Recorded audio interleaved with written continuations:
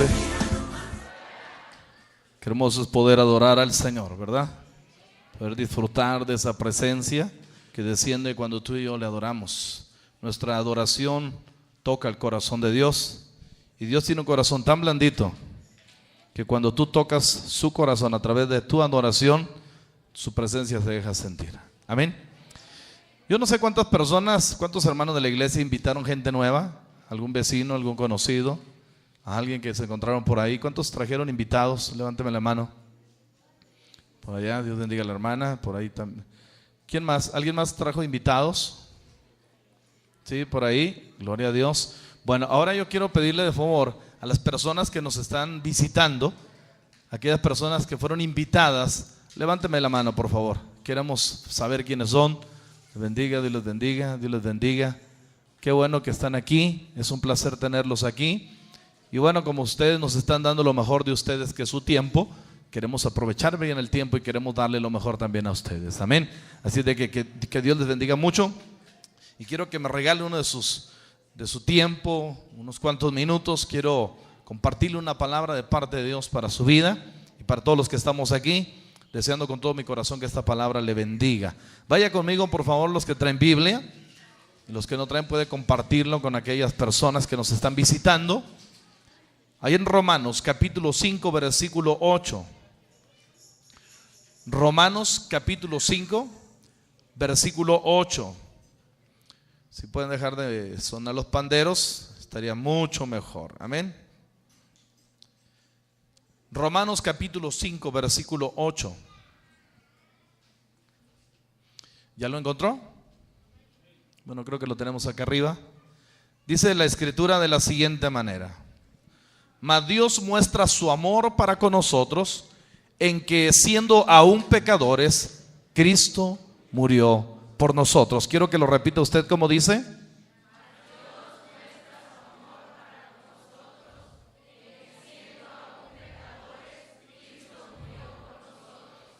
Amén. ¿Cuántos creen que Dios es bueno? ¿Y cuántos creen que Dios es un Dios de amor?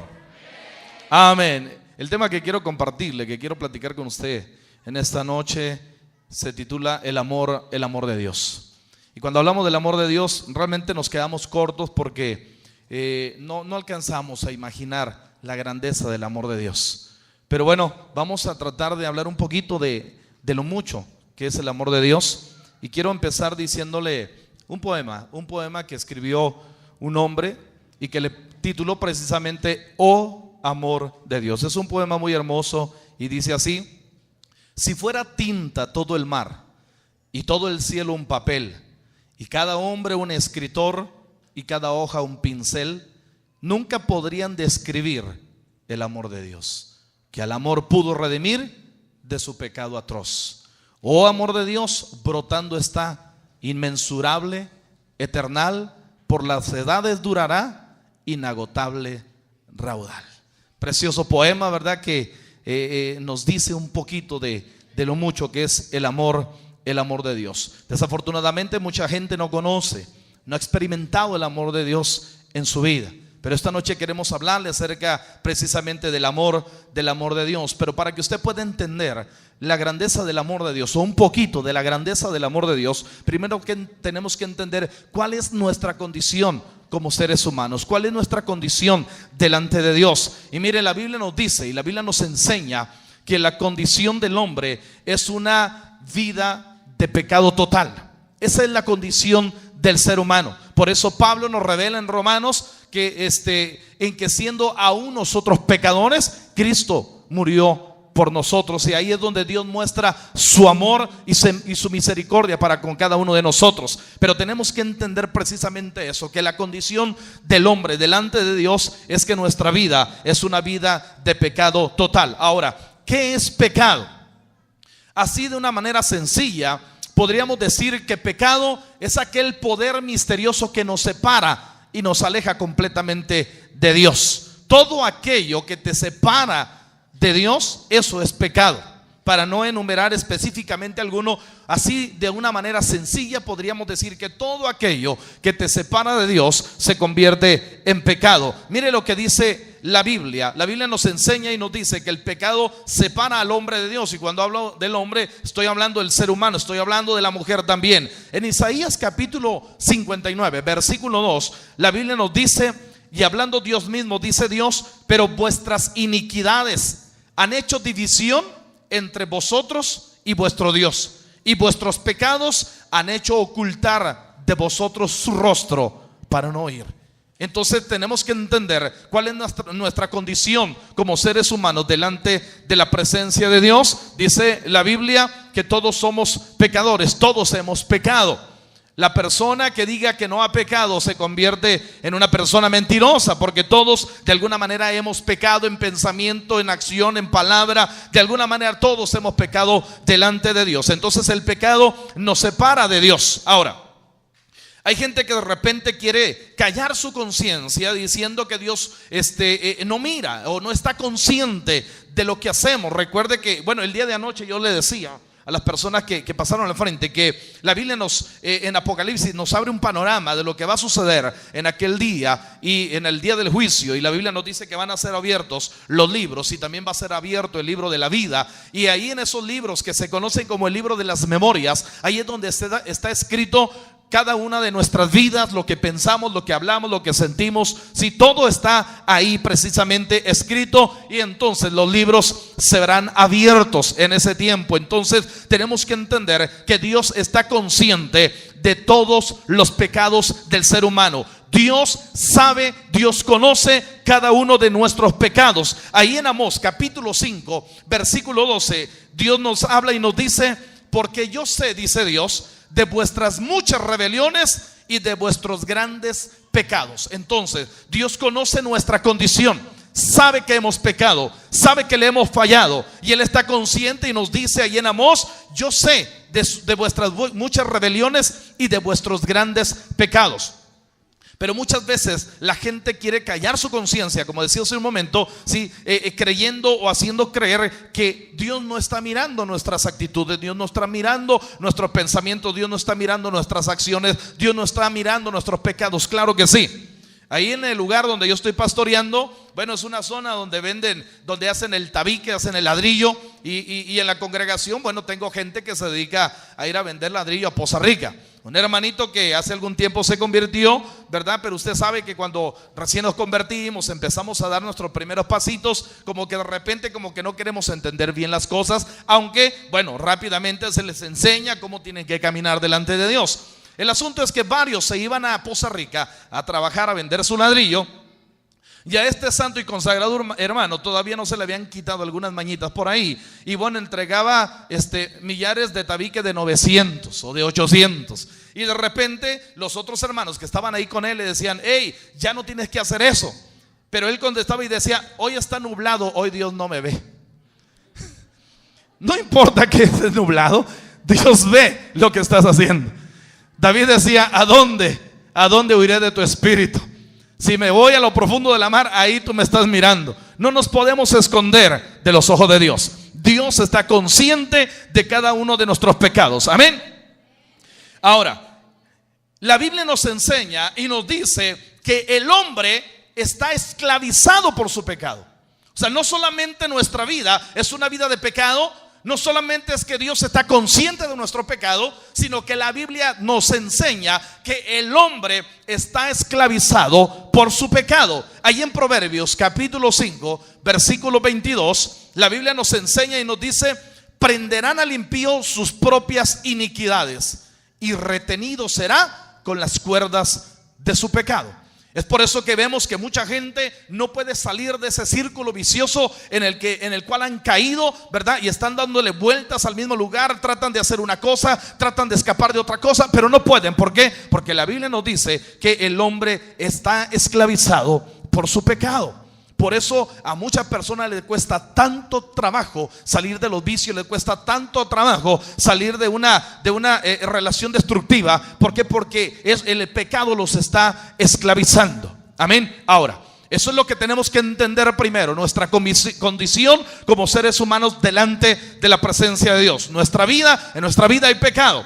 y Dios está consciente de él, y el pecado nos había esclavizado por mucho tiempo, y hoy en día mucha gente está esclavizado por su pecado. Algo que decía no recuerdo si fue David, el pastor David, el día que fue a predicar a la iglesia el día jueves, él nos decía, bueno, nuestro país acaba de celebrar una libertad, pero es una libertad a medias. Es una libertad a medias porque la gente sí puede declarar y puede gritar que está en un país libre, pero su alma está aprisionada por la amargura, por el rencor, por el odio, por los resentimientos, por las heridas que le han provocado durante toda su vida, ¿sí? Y entonces el hombre no es completamente libre. Estamos en un país libre, pero la mayoría de los mexicanos están esclavizados por causa de su pecado. Ahora, una vez que usted entiende eso, una vez que usted entiende que somos pecadores, ¿sí? Y que Dios está consciente de nuestro pecado, y que muchos estábamos esclavizados al pecado. Una vez que yo tengo consciente eso, tengo bien entendido eso, entonces yo tengo que entender que la revelación de Dios es una de amor eterno. Amén. Esa es la revelación que Dios nos da a través de su palabra. Su revelación es una de amor eterno. Diga conmigo: Dios es un Dios que me ama eternamente. El amor de Dios es un amor eterno, es un amor incondicional. Su amor, dice la Escritura, que ha existido eternamente desde antes de la fundación del mundo. Amó Dios al mundo, que ha dado a su Hijo unigénito. ¿Para qué? Para que todo aquel que en él cree no se pierda, mas tenga vida eterna. Porque esa frase de porque de tal manera abarca o implica muchas cosas. Ese de tal manera no lo alcanzamos a comprender. Juan nos está revelando y nos está diciendo: hombres pecadores, Dios los ha amado tanto, de tal manera, que lo mejor que Dios tenía lo ha provisto para que todo aquel que en él cree no se pierda, mas tenga vida eterna. Así, de tal manera Dios nos amó. Entonces, mis hermanos, mis amigos, si yo entiendo que el amor de Dios está dirigido hacia mí y que Dios ha mostrado su amor para con nosotros, entonces yo tengo que entender la siguiente cuestión, el siguiente punto, y es que la provisión de Cristo, ¿sí? Porque el amor de Dios fue manifestado a través de la persona de Jesús. El amor de Dios fue manifestado a través del sacrificio de Jesús. Entonces yo tengo que entender que la provisión de Cristo es una salvación perfecta. La provisión de Cristo es una salvación perfecta. Ayer el apóstol nos enseñaba y nos decía, ¿verdad?, que la salvación de Dios es tan cara que solamente gratis se puede obtener. Y la salvación de Cristo es una provisión y es una salvación perfecta. ¿Por qué? Porque la provisión de Cristo, la Biblia nos dice que nos redime de la pena del pecado. Porque dice la Biblia que la paga del pecado es la muerte. Y cuando habla la Biblia de muerte, no solamente habla de una muerte física, porque en Hebreos 9:26 dice que está establecidos para los hombres que mueran una sola vez y después de esto el juicio. El día de mañana yo le voy a hablar acerca, porque Dios tiene una dualidad, ¿sí? Dios es amor, pero también es fuego consumidor. Amén. Dios es amor, pero también es fuego consumidor. Hoy, esta noche, le quiero hablar del amor de Dios, pero mañana yo le quiero hablar acerca de la ira de Dios, porque tenemos que conocer la dualidad de Dios, el amor de Dios, pero también la ira de Dios. ¿Usted cree que es una casualidad que está pasando lo que está pasando en nuestro país? No, Dios está llamando la atención de este país. Amén. Aleluya. Y tenemos que orar por la gente que está necesitada, sí. Pero lo más importante es que tenemos que orar para que lo que le pasó a esa gente los haga entender que tienen que mirar al cielo y reconocer que hay un Dios que está llamando la atención. Amén. Aleluya. Gloria a Dios. Entonces dije que la provisión de Cristo nos redime de la pena del pecado. En Efesios capítulo 1 versículo 7, Pablo nos enseña y nos dice: en quien tenemos redención por su sangre, el perdón de pecados según las riquezas de su gracia. ¿Sí? La sangre de Cristo, como dice 1 Juan 1:7, nos limpia de todo pecado. El pecado no lo puede quitar un terapeuta, no lo puede quitar un psiquiatra, no lo puede quitar un psicólogo, no lo puede quitar una medicina. Solamente la sangre de Jesucristo puede limpiarnos de todo pecado. ¿Cuántos dan gloria a Dios? Amén. Aleluya. Entonces la provisión de Cristo, ¿sí?, nos redime de la pena del pecado. Pero hay algo más importante todavía, y es que la provisión de Cristo trae como consecuencia la vida eterna. Y eso es lo más maravilloso, ¿sí? Que no solamente nos limpia de todo pecado, sino que la provisión de Cristo, la consecuencia final es que nos va a dar vida eterna. Romanos capítulo 6 versículo 23, la Biblia nos enseña y nos dice: porque la paga del pecado es muerte, mas la dádiva o el regalo de Dios es vida eterna en Cristo Jesús, Señor nuestro. Amén. Entonces la provisión de Cristo, la consecuencia final es que nos va a dar vida eterna. Amén. Pero aquí lo importante, y es al punto donde yo lo quiero llevar, una vez que yo le he mostrado cuál es nuestra condición delante de Dios, y que Dios está consciente de todo lo que hemos hecho, ¿sí?, y que el pecado nos esclaviza, y que Dios ya manifestó su amor para con nosotros, y que ya lo proveyó lo que necesitamos para limpiar nuestros pecados a través del sacrificio de Jesús, ¿sí? Lo importante que tenemos que entender es que esta provisión requiere de una decisión personal. Diga conmigo: decisión personal.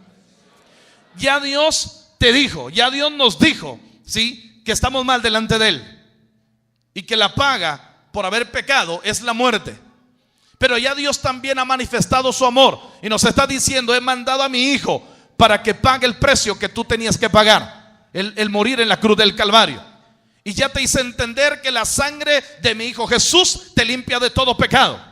Pero aquí el punto más importante, y eso es lo que mucha gente no ha logrado entender, es que la provisión de esta salvación que Cristo nos otorga requiere una decisión personal. Ahí en Juan capítulo 7 versículos 37 y 38 nos dice de la siguiente manera: en el último y gran día de la fiesta, Jesús se puso en pie y alzó la voz diciendo: si alguno tiene sed, venga a mí y beba. El que cree en mí, como dice la Escritura, de su interior correrán ríos de agua viva. Pero Jesús dijo: el que tenga sed, venga a mí y beba. No dijo: pídame de beber. Dice: el que tenga sed, venga a mí y beba. Eso nos habla de una decisión personal. Ya Dios hizo lo que tenía que hacer, lo que tenía que preparar. Ya Él ya proveyó todo. Lo único que necesitamos entender es que yo tengo que tomar la decisión para hacer personal ese sacrificio, para arrebatar esa salvación para mi vida, porque es una decisión personal. Allí en Apocalipsis, yo lo citaba el día de noche, en Apocalipsis 3:20, Jesús nos está haciendo un recordatorio y una invitación. Y Él dice: he aquí yo estoy a la puerta y llamo. Él está tocando la puerta de tu corazón y dice: y si alguno oye mi voz. La palabra de Dios es la voz de Dios, es la voz de Jesús. El verbo se hizo carne, ¿sí? Y el verbo es precisamente la palabra de Dios. Jesús dice: si alguno oye mi voz y abre la puerta, decisión personal.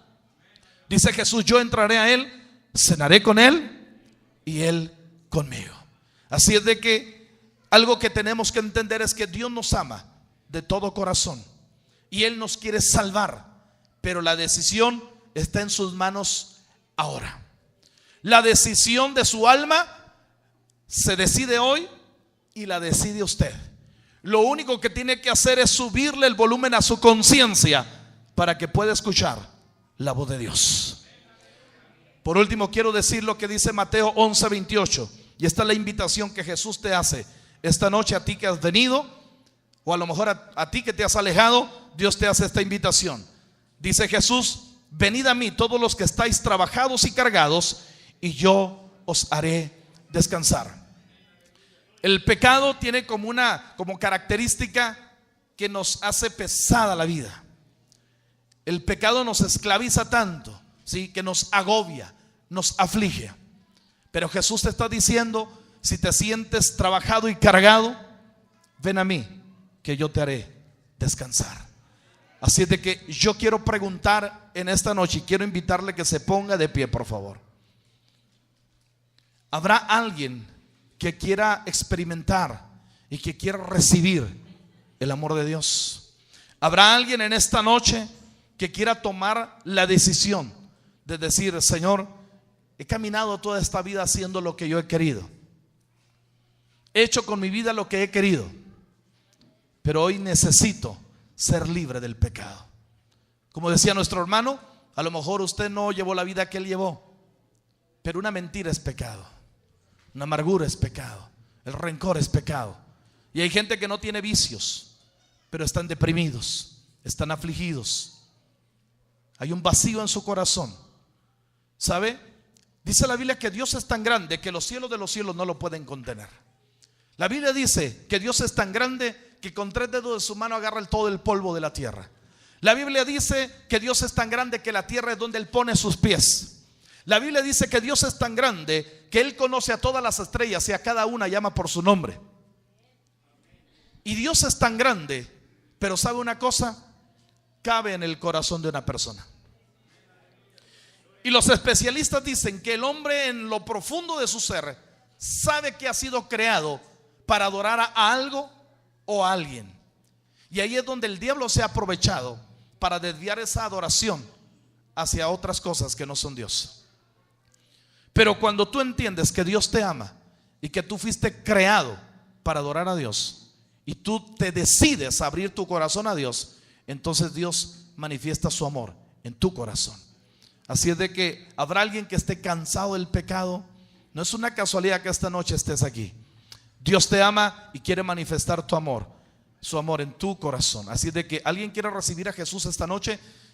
Yo quiero que levante su mano porque queremos orar por usted. Dios bendiga a esta mujer. Habrá un valiente, una mujer valiente esta noche que quiere decir: yo quiero tomar esa decisión de aceptar a Jesús en mi corazón. Si usted va a tomar esa decisión, tiene que hacerlo esta noche. No tenemos garantizada la vida, no sabemos si el día de mañana vamos a despertar. Posiblemente esta noche la muerte te puede sorprender y la próxima vez que abras tus ojos, ¿dónde los vas a abrir? Sin embargo, si esta noche tú aceptas a Jesús en tu corazón y esta noche la muerte te sorprende, te garantizo que la próxima vez que abras tus ojos, lo primero que vas a ver es al Señor, a ese Dios que manifestó su amor para contigo, aunque tú eras un pecador. Gloria a Dios por estas personas. ¿Habrá alguien más? ¿No está Huicho por ahí que me ayude? ¿Habrá alguien más esta noche? De los hermanos que han invitado a algunas personas, puede decirle: ¿no quieres tomar tu decisión? Yo no puedo tomar la decisión por ti, tú tienes que tomarla. Yo un día tomé esa decisión y muchos de los que estamos aquí un día tomamos esa decisión. Esta noche no te vayas sin tener a Jesús en tu corazón. Si no hay nadie más, quiero invitar a las personas que están aquí al frente que cierren sus ojitos. Y esta noche repito lo mismo que dije ayer. No es una casualidad que usted haya venido. No es una casualidad. La persona que lo invitó o donde lo haya escuchado esta invitación, fue Dios que estaba haciéndole esta invitación. Ya en la agenda de Dios ya estaba escrito que esta noche usted iba a estar aquí y que usted necesitaba escuchar esta palabra, que Dios le ama. Dios le ama. Dios le ama. Vamos a cerrar todos nuestros ojos y vamos a orar juntos esta oración para acompañar a estas personas que están aquí. Digámosle: Padre Celestial, en esta noche te doy gracias por haberme permitido entender cuál es mi condición delante de ti. Hoy reconozco que soy pecador y que mi pecado me separaba de ti. Pero hoy he entendido que tú ya proviste para el perdón de mis pecados. Y te doy gracias por haber enviado a tu Hijo Jesús a morir en la cruz del Calvario. Hoy abro la puerta de mi corazón y recibo a Jesús en mi corazón como mi Salvador y el dueño de mi vida. Y te pido que perdones todos mis pecados, de los que me acuerdo y de los que no me acuerdo. Perdóname y te doy gracias por perdonarme. te pido que escriban mi nombre en el libro de la vida. Y ayúdame para que pueda conocerte cada día más y más, para que un día pueda estar contigo por toda la eternidad. Escribe mi nombre en el libro de la vida, y en aquel día que ese libro sea abierto, mi nombre esté escrito ahí. Gracias, Señor, en el nombre de Jesús. Amén y amén. Denle una ofrenda de palmas al Señor esta noche.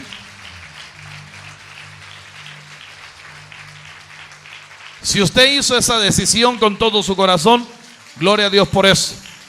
La Biblia dice que aquellos que le creen y le reciben, Dios les da la autoridad de ser llamados hijos de Dios. Siente que usted es una hija de Dios, un hijo de Dios, y bienvenido a la familia de Dios. Amén. Damos gloria a Dios por eso. Amén. Aleluya.